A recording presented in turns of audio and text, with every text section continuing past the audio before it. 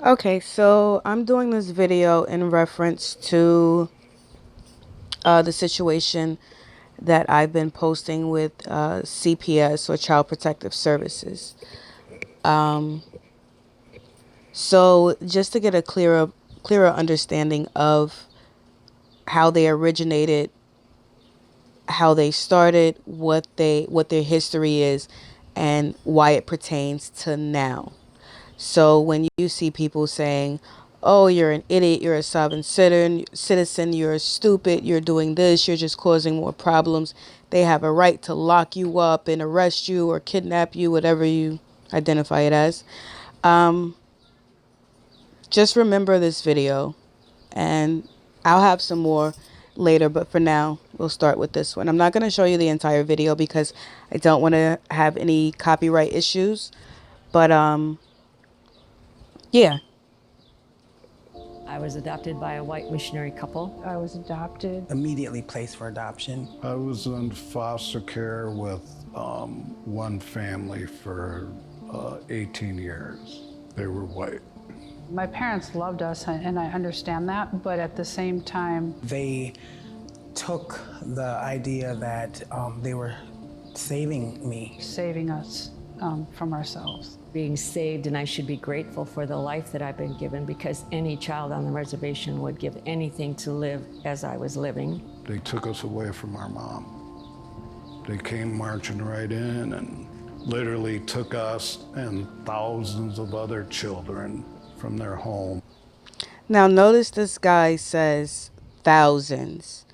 They took thousands, not one or two, not a few, not a couple of hundred, thousands. And we continue. It's a way to eradicate us. And to go to a nation's children is one of the sure ways to do that.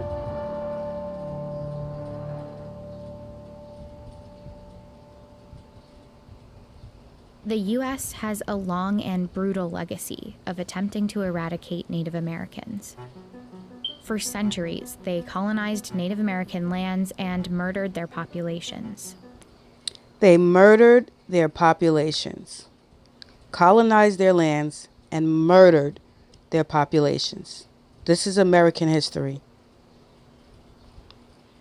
So when people are trolling, saying you better do this, you're just an idiot, it's obvious what they're doing.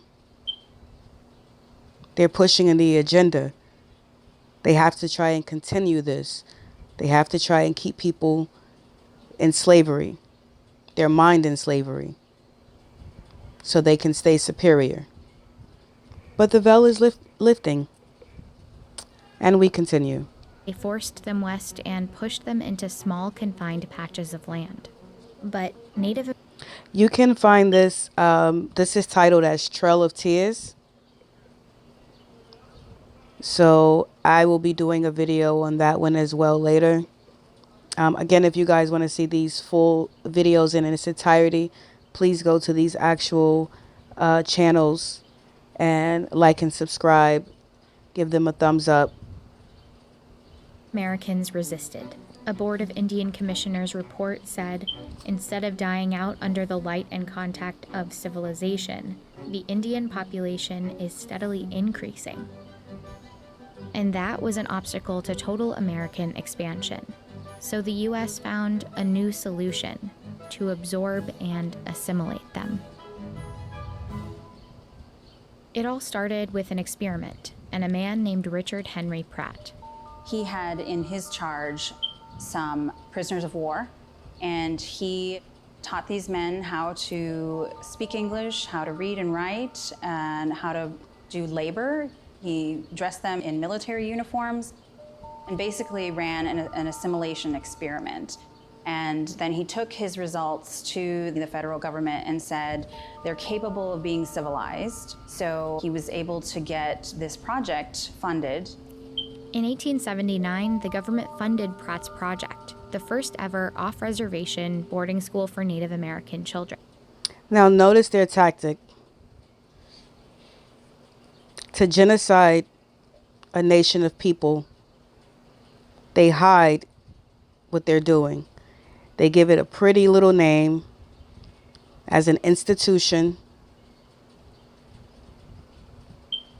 sort of kind of like CPS or the law enforcement. They get a big building, nice buildings, and this is what they do. And we continue. His motto was to kill the Indian and save the man. What started there at the Carlisle Indian Industrial School was nothing short of genocide disguised as American education. Children were forcibly taken from reservations and placed into the school, hundreds, even thousands of miles away from their families. So what do you think CPS is doing now?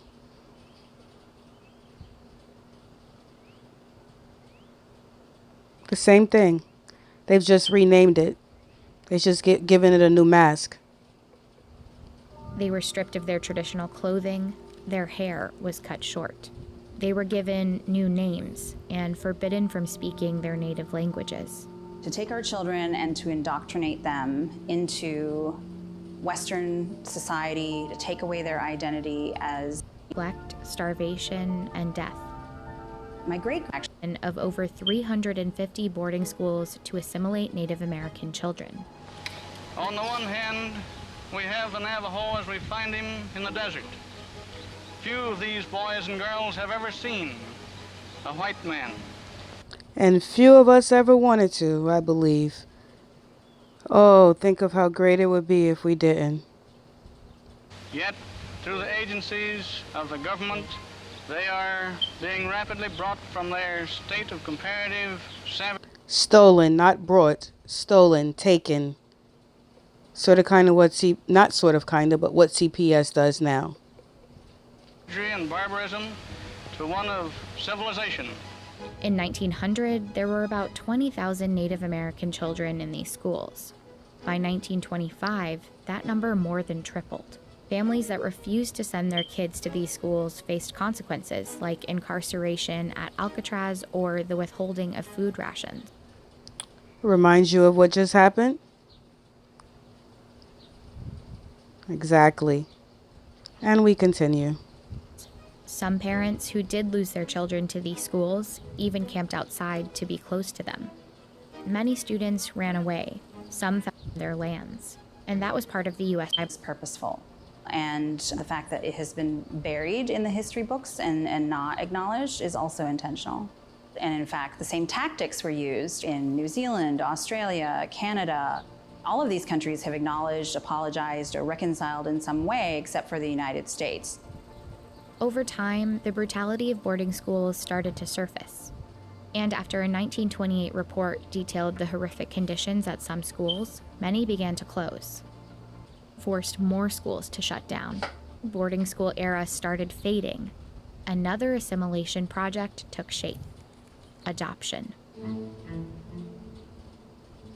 The main goal of this pilot project was to stimulate the adoption of American Indian children to primarily non-Indian adoptive homes.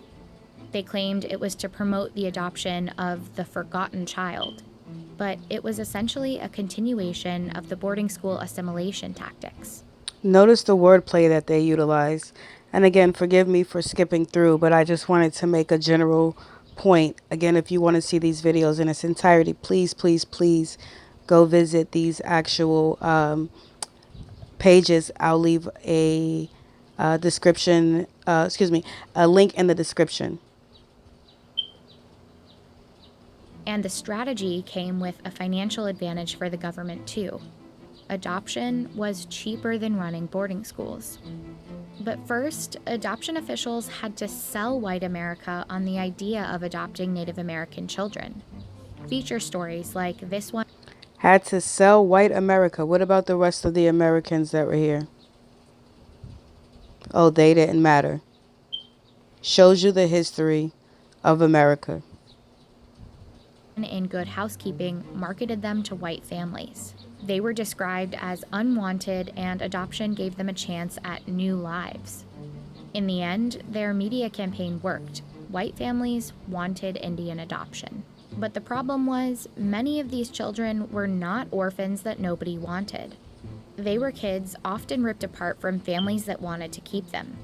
You still will hear stories today of people, my age, older, saying, I remember as a child, the social worker was coming and people would hide their children. On reservations, social workers used catch-all phrases like child neglect or unfit parenting as evidence for removal. But their criteria was often questionable. Some accounts describe children being taken away for living with too many family members in the same household. An extended family is a big thing for Native people, and that means being judged for being in a house that's overcrowded. So it's always whiteness is the standard for success, and everything else is judged by that standard. Ooh, that was a very, very, very, very powerful statement she just made. Hence the trolls in my comments. But aside from them, there's people that truly believe this, that truly believe white is superior. And this is what America has been built off of.